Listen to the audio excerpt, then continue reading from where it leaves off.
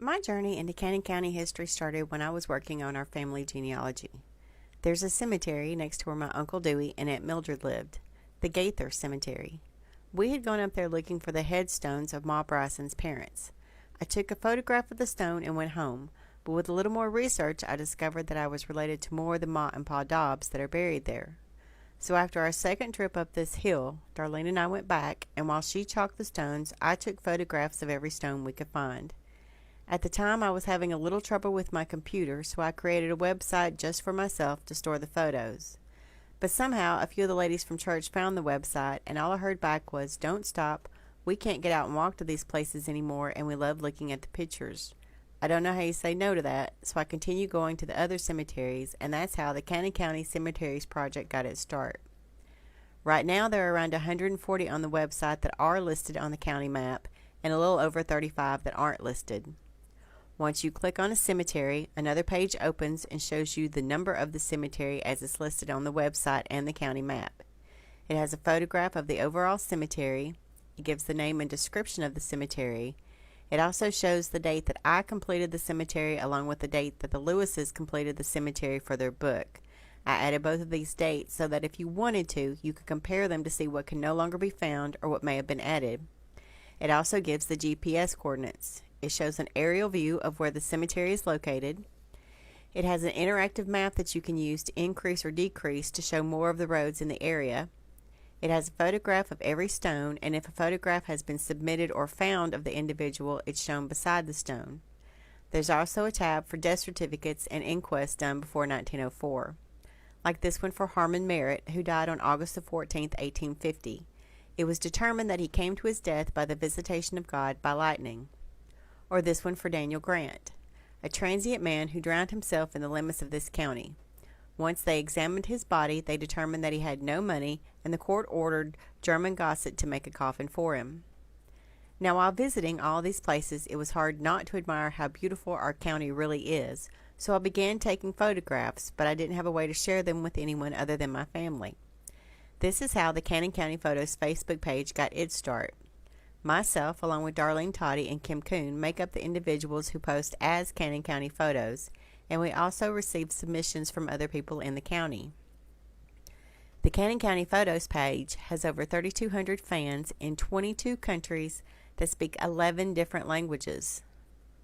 Now, while working on the Cemeteries project, I had trouble when I reached the Poorhouse and County Farm location, number 41 on the website.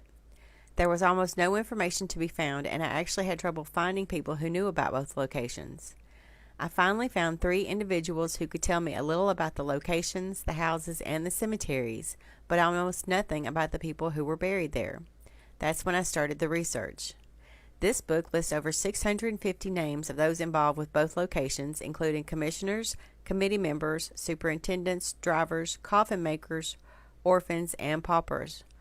Through the records that I located, I estimate that over 300 pauper coffins remain unnamed for the Poorhouse location. This does not include 1841 to 1852 when no records could be found, and over 50 unnamed for the county farm location. In the minute books, many times it was listed where the coffin maker was being paid, but it does not tell who the coffin was being made for. Here are a few examples of the recordings that I found. In 1892, L.J. Jetton was paid $3.85 for shrouding for Jeff Officer, a colored pauper.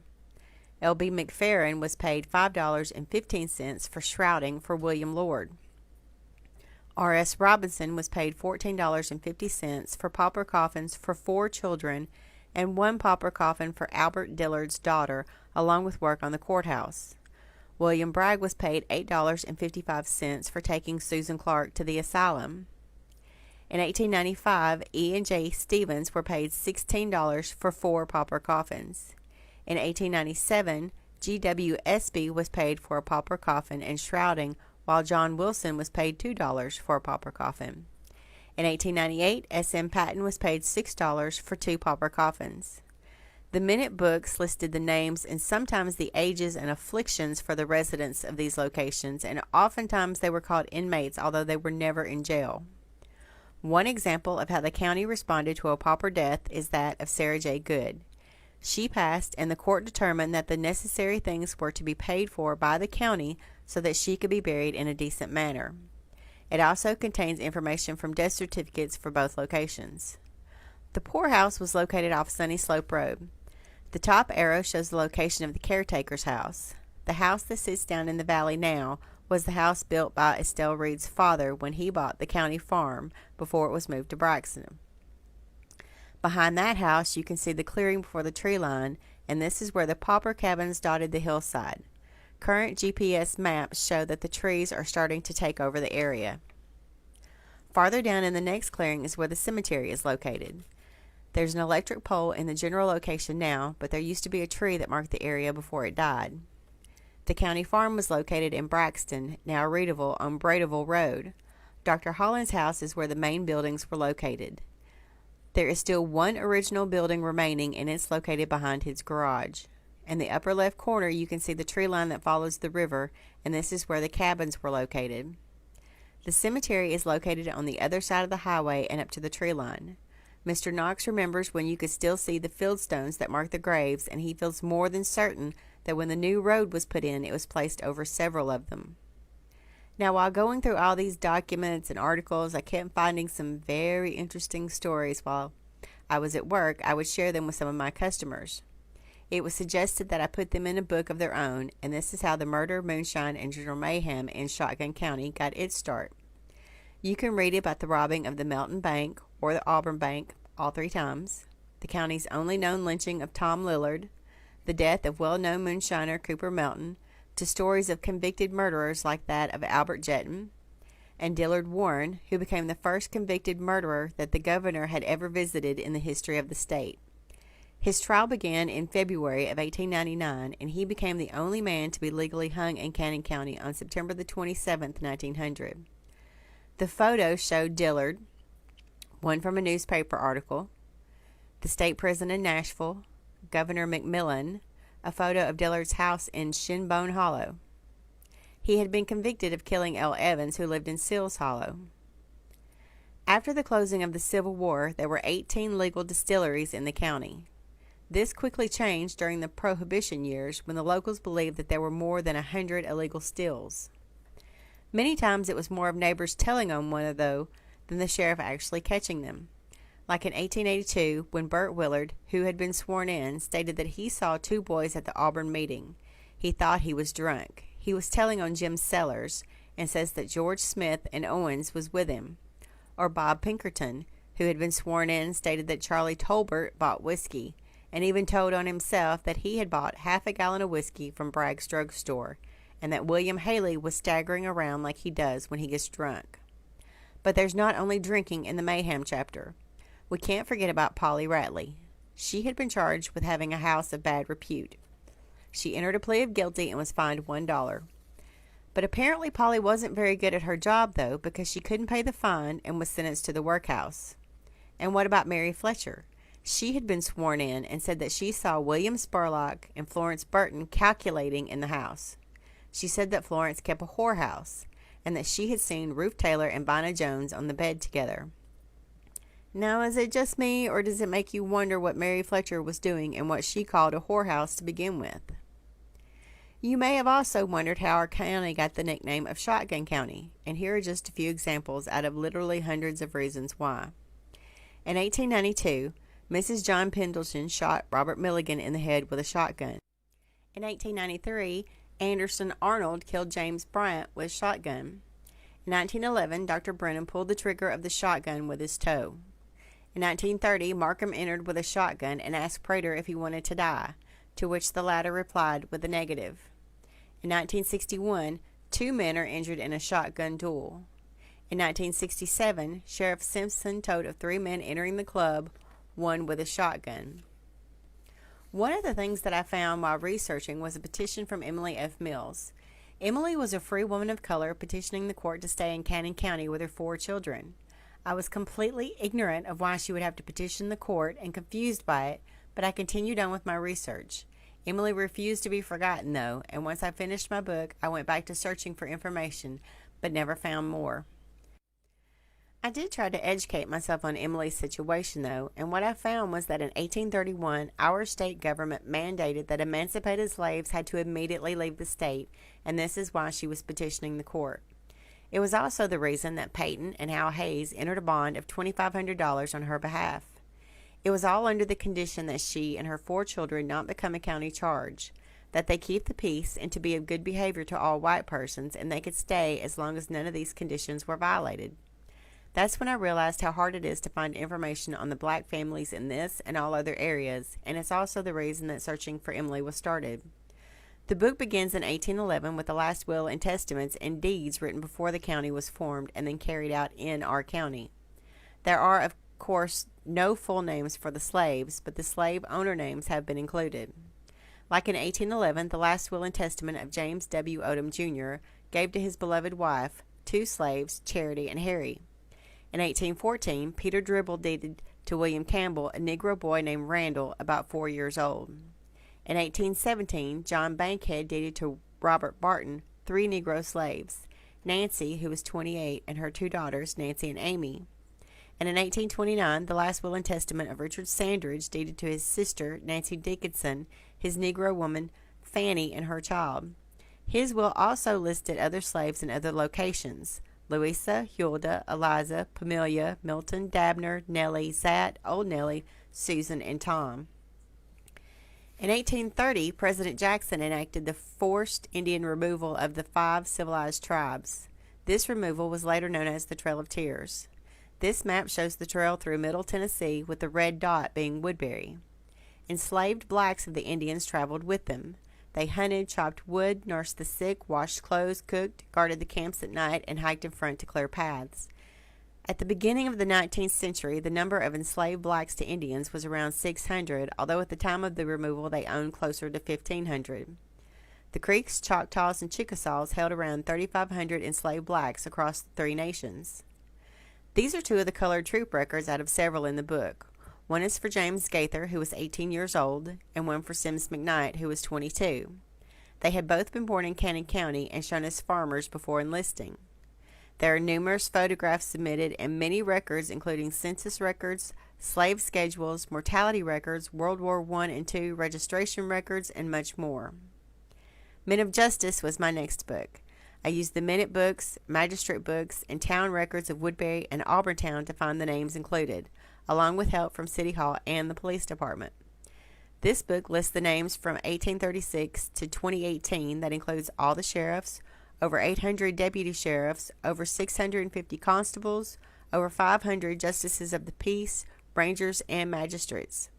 Then from 1935 to 2018, it lists all the chiefs of police, along with all the patrolmen that we could find. It also includes information on the building of the 1st, 2nd, and 3rd jails and the maintenance. Like in 1874, when the jail committee reported that the iron cell was complete, and that there was a considerable opening in the wall where the cell had been taken in, that the prisoners had broken a window and it needed repairing, and that a new door should be added from the dungeon room to the jailer's department. The committee paid $750 for the cell, and that would be a little over $17,000 today. It also includes reports made by the coroner, like in 1837 when Alexander McKnight held inquest over the dead body of Joshua Vasper at the house of Thomas Todd. He determined that Joshua's death was brought on by the violence inflicted by Roswell soap. In 1838, he held inquest over the body of a colored man named William and determined that William's death was brought on by the violence of Nathan Taylor. In 1855, the coroner, John Fisher, held inquest over the dead body of John Whelan and determined that he came to his death by the visitation of God and not otherwise. The book also includes over 400 Minutemen or Home Guard from the Civil War years. These are the ones shown for District 11. There's also listings of different things that were happening during those times. Like in 1838, the citizens of Wilson and Cannon counties prayed for a repeal from the Senate of the laws granting licenses to tippling houses. And in 1840, Mr. Harrison Thomas was allegedly shot and killed by Bird Willard over a long-standing grudge. In 1876, the sheriff and his posse capture and then lose John Curtis. And in 1888, flocks of residents packed the courtroom to watch the trial of Hamp Francis for the murder of Doc Odom. In 1900, drilling for oil began on the Lighton Burton McFerrin farm on Hollis Creek Road. The field is now known as McFerrin Street. In 1902, the fire destroyed two-thirds of the town, and at the time, damage was estimated to be between $50,000 and $75,000, while only a few months later it flooded and was called the most disastrous in its history to date. In 1904, 1906, and 1907, there was an outbreak of smallpox, one in Auburn, one in Sanders Fork, and one in the 4th and 8th districts, along with a mild outbreak of scarlet fever. Next was the Cannon County Merchant's Book. This one came about when I was looking for information on different businesses that my grandfather, my great-grandfather, and my great-great-grandfather had previously owned. It also is a timeline from 1811 to 1970 using multiple sources for information. If I could not find documentation on the businesses, then they were not included.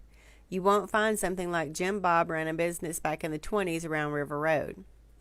It does include photographs like the Bradeville Hotel, the Sinclair Garage, Lemuel Evans Shop, the J.R. Motley Store, the Great Eagle Cafe, and many more. It includes multiple photographs of original almanacs from Mr. Dutton's collection, along with ads found in the Woodbury Press, the Cannon Courier, the Woodbury News, the Times, and more. It includes yearbook sponsors and news articles, like in 1848 when gold was discovered in California, and local news of how in 1872 peaches were selling for 25 cents per bushel, and it was reported that the corn crop was better than any since the war. In 1920, Cannon County had the funds to begin work on the Memphis to Bristol Highway once the surveying had been completed, and when the Grand Ole Opry began transmitting from Nashville. The book that I just completed, A 10 O'Clock Scholar. This book came about when I was looking for information on the school that my great-grandmothers had attended, but I also wanted to include all the schools up to this year's date. There are 114 schools listed with over 370 photographs, over 85 maps, and 113 original documents. Many of the photos have been colorized like this one. It includes maps when available, and teachers are listed from the board minutes until they were no longer elected. After that, they were listed using what yearbooks were available. It also includes several stories from former students for schools like Jones's Chapel School, Gazaway School, the Iconium School, and more. There are school registers, articles, and some deed information, and photographs from different individual collections, like the Sanders Fork School paper from Mrs. Barrett's collection. There are photographs of the teachers' registers from the late 1880s and 1890s, along with contracts, like this one for Ellen Biles, who entered the contract on July 5, 1895 for the Sanders Fork School and was being paid $25 per month for her services as a teacher. No matter how much time I spend on one of my books, I try to keep the prices where everyone can afford to buy one. I don't want you to have to save up the money for one and then not use it because you paid so much money for it. The research I do and put into these is to help you or anyone else trying to find the answers that they're looking for. And even more than that, with my first Cannon County book, The Poorhouse and County Farm, I didn't do that one for me or for you. I did that one to try to give a few names to those people who have been completely forgotten. And hopefully, if you drive by either location, whether on Sunny Slope Road or Bradeville Road, when you get to those areas, maybe you'll remember that they were there, once struggling to survive, and their remains are still there today.